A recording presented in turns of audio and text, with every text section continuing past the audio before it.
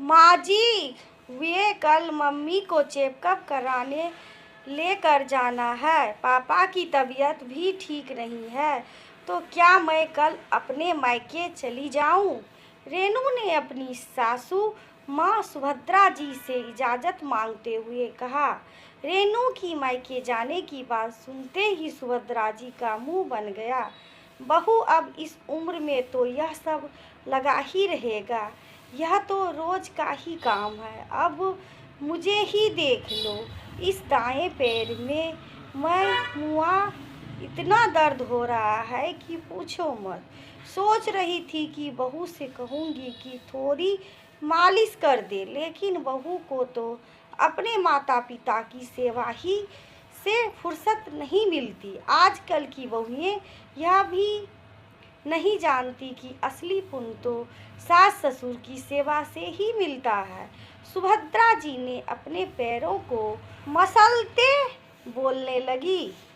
सास की बात सुनकर रेणु का चेहरा उतर गया। हर बार मायके जाने के नाम पर सुभद्रा जी ऐसे ही कोई न कोई छीटा कसी करते रहती थी, लेकिन कम से कम रेणु का इतना हक तो बनता ही था कि हारी बीमारी में तो अपने माता पिता के पास जा ही सकती थी। लेकिन इस बार भी सुभद्रा ने खुद को तकलीफ को ऊपर रखते हुए मना कर दिया। रात को रेणु का उतरा चेहरा देखकर उसके पति रमन ने पूछ लिया, क्या बात है रेणु, तुम कुछ उदास लग रही हो? रमन, क्या शादी के बाद एक लड़की का अपने मायके के प्रति कोई फर्ज नहीं रह जाता? क्या सिर्फ सास ससुर की सेवा से ही पुण्य की प्राप्ति होती है? रेणु ने भी रमन के सवाल पर दाग दिया। रमन ने अचरज से रेणु की तरफ देखा। वे अपनी माँ के स्वभाव से वाकिफ, उसे समझते देर ना लगी। आज फिर सास बहू के बीच कुछ बातें हो गई है। उसने मुस्कुराते हुए कहा, तुम ऐसा क्यों बोल रही हो? क्या माँ ने आज भी कुछ कहा? रमन, मेरे पापा की तबीयत ठीक नहीं है और माँ को भी चेकअप के लिए लेकर जाना है। उनका शुगर लेवल काफ़ी बढ़ गया है। मैंने सोचा कि माँ को लेकर मैं चली जाऊँ, लेकिन माँ जी सोचती हैं कि यह सब बस बहाना है। अब भैया भी शहर से बाहर रहते हैं, ऐसे में मैं नहीं देखूंगी तो कौन देखेगा? मानती हूँ माँ जी की तबीयत भी ठीक नहीं है, लेकिन आप तो है ना माँ जी के पास। अच्छा, तो ये बात है। चलो कोई बात नहीं, एक काम करो, तुम माँ के पास रहो। तुम्हारी मम्मी को मैं चेकअप के लिए ले जाऊंगा। माँ की बात भी रह जाएगी और इसी बहाने सास ससुर की सेवा का थोड़ा पुण्य मुझे भी प्राप्त हो जाएगा। रमन ने हंसते हुए कहा तो रेणु के चेहरे पर भी सुकून आ गया। सच में यदि रमन मम्मी को लेकर जाएंगे तो मम्मी को भी बहुत अच्छा लगेगा। उन्हें भी बेटे की कमी महसूस नहीं होगी। दूसरे दिन रमन रोजाना की तरह ही तैयार होकर निकल गया। रेणु ने भी एक बार भी मायके जाने की बात नहीं कही, तो सुभद्रा जी अपनी जीत पर खुश थी। लेकिन जब वे रेणु को खुश देख रही थी तो उन्हें यह बात भी हजम नहीं हो रही थी कि मायके जाने से मना करने पर भी बहू आखिर खुश कैसे है। तो वह बेटे से फिर सिफारिश नहीं लगवाई। सारा दिन इसी ऊहा पोह में बीत गया।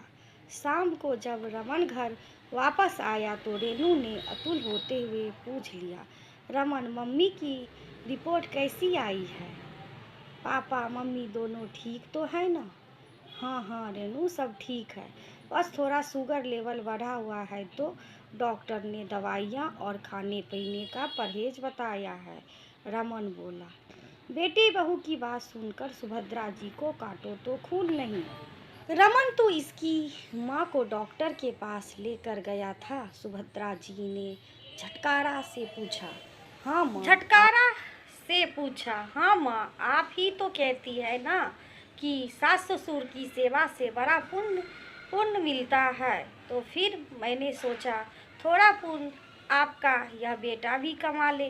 रेनू यहाँ आपकी सेवा करके पुण्य कमा रही है थी और मैं वहाँ। रमन ने शरारती अंदाज में सुभद्रा जी के पास इस बात का कोई कहा जवाब नहीं था। हाँ हाँ हाँ, लेकिन भला दामाद से कौन सेवा करवाता है? वे तो मैंने बस ऐसे ही कह दिया था। बहू तू ही चली जाना, अगली बार जाना हो तो। इस तरह रमन की ऑफिस का हर्जाना करवाने की क्या ज़रूरत थी? मैं तुझे मना थोड़ी करती हूँ। रमन और रेनू एक दूसरे की तरफ देख कर मुस्कुरा रहे थे। वे समझ गए थे कि अगली बार ज़रूरत पड़ने पर माँ कभी रेनू को मम्मी पापा के पास जाने से नहीं रोकेंगी, क्योंकि एक बेटे की माँ से शायद यह कभी हजम नहीं हो सकता कि उसका बेटा बहू के माता पिता के आगे पीछे घूमता रहे। आखिर बेटे की माँ तो दोनों हाथों में लड्डू रखना चाहती है। बेटा भी सिर्फ अपना रहे और बहू भी ससुराल की ही होकर रह जाए। कड़वी बातें। बेटी ससुराल में खुश होती है तो खुशी होती है, और बहू ससुराल में खुश होती है तो खराब लगता है। दामाद बेटी की मदद करे तो अच्छा लगता है, और बेटा बहू की मदद करे तो जोरू का गुलाम लगता है। बेटी जींस पहने तो खुश होते हैं कि मॉडल फैमिली है, और बहू जींस पहने तो उसे बेशर्म कहते हैं। बेटी को ससुराल में अकेले काम करना पड़े तो खराब लगता है कि मेरी बेटी थक जाएगी, और बहू सारा दिन अकेले काम करे फिर भी बहू कामचोर लगती है। बेटी के ससुराल वाले ताना मारे तो गुस्सा आता है, और खुद बहू के मायके वालों को ताना मारे तो सही लगता है। बेटी को रानी बनाकर रखने वाला ससुराल चाहिए, और खुद को बहू काम वाली चाहिए। आशा करती हूँ कि ये कहानी आपको अच्छी लगी होगी। अच्छी लगे तो लाइक करिएगा, सब्सक्राइब करिएगा, शेयर करिएगा दोस्तों। आप पूरा वीडियो देखिए दोस्तों, तब कहानी का अंत का पता चलता है। कहानी देखने के लिए आप सभी दोस्तों का धन्यवाद। थैंक यू दोस्तों।